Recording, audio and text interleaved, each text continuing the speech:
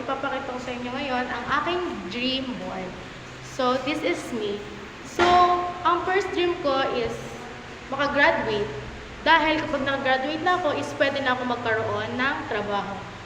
And, una is gusto kong mag-take ng edu. So, teacher. Kasi yun yung upward namin ngayon. But, I have a 3-dream work, which is to become a teacher, to become a businesswoman, and also to become an engineer. So, ang iti-take ko ngayon is teacher. Kasi yun lang yung upward namin.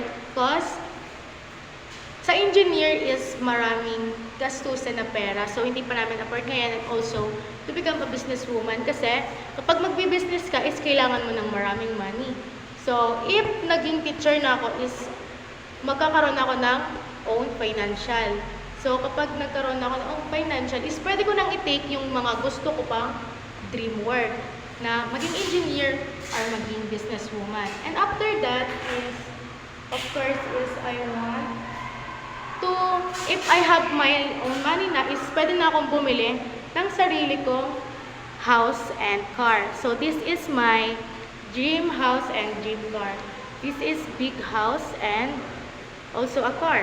And after that, nabili ko na yung gusto kong house and car to my family is also I want to go to my favorite country or my dream country is Switzerland. So magta-travel ako dyan.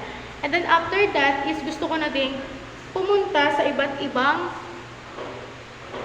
beach. Yan po.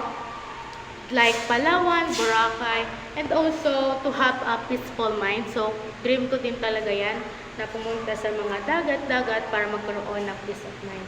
And also, gusto ko din bumili ng mga iba't ibang gadgets.